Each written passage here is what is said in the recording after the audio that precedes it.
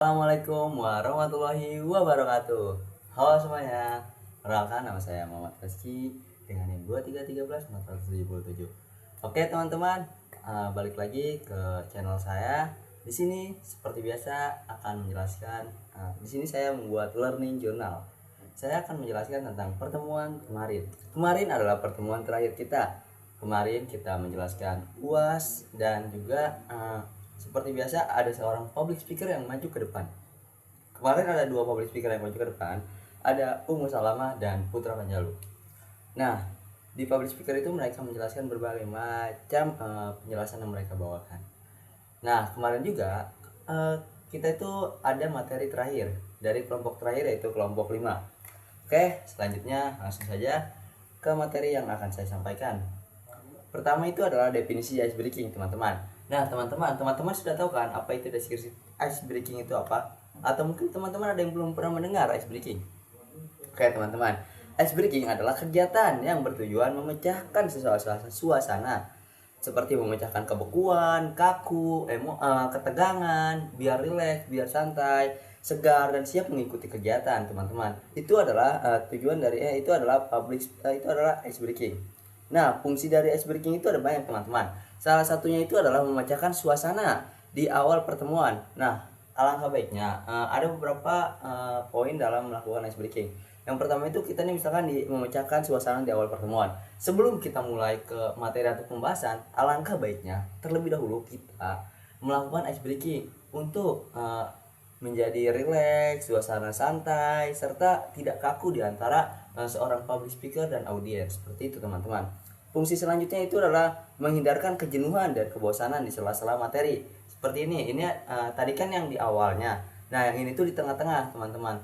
Jadi, ketika di tengah-tengah materi, alangkah baiknya, misalkan teman-teman kita nih sebagai public speaker ngelihat kalau suasananya itu udah bosan, udah jenuh, udah nggak kondusif. Nah, alangkah baiknya itu dilakukan yang namanya ice breaking, teman-teman. Selanjutnya itu menjadi bagian dari sebuah materi. Ice breaking juga bisa menjadi bagian dari materi, teman-teman. Selanjutnya itu memperkuat keakraban antar peserta dan audiens seperti yang tadi sudah saya jelaskan. Terus adalah menjadi pengantar dari sebuah materi. Jadi awal dari materi itu alangkah baiknya itu ada ice breakingnya.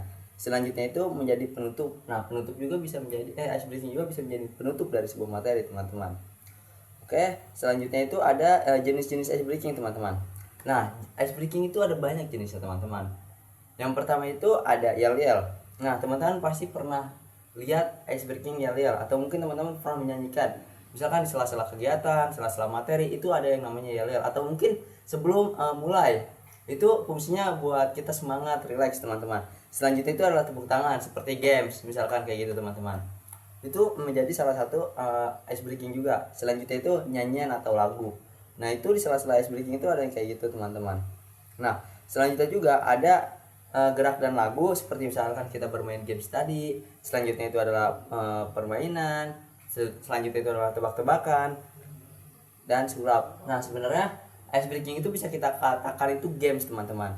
Permainan untuk memecahkan suasana, mencairkan suasana, tidak tegang, seperti itu, teman-teman. Selanjutnya itu ada teknik penerapan dari ice breaking, teman-teman. Nah, ice breaking itu ada berbagai macam tahapannya. Ada yang pertama, ada yang spontan. Misalkan spontan nih kayak misalkan saya jadi public speaker. Tiba-tiba ngelihat audiens ini udah pada jenuh. Itu tuh belum terkonsep misalkan ice breaking apa. Nah, saya tanpa sadar itu ingin melakukan yang namanya ice breaking untuk memecahkan kebosanan itu, untuk memecahkan kondisi yang beku ataupun kaku. Di situ saya menciptakan suasana yang baru lagi, suasana yang segar lagi, seperti itu, teman-teman. Selanjutnya itu adalah awal pembelajaran. Nah, bisa menjadi awal pembelajaran. Selanjutnya inti pembelajaran atau bisa menjadi di sela-sela materi.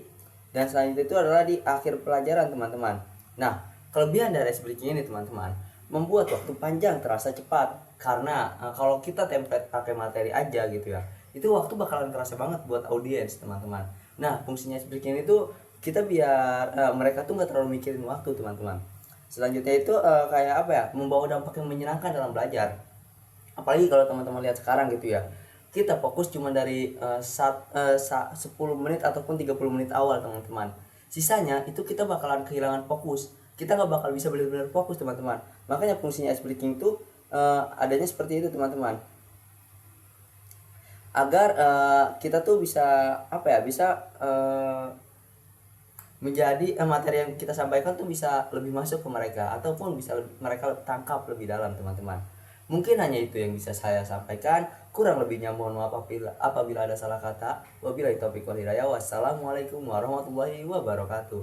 Sampai jumpa lagi teman-teman.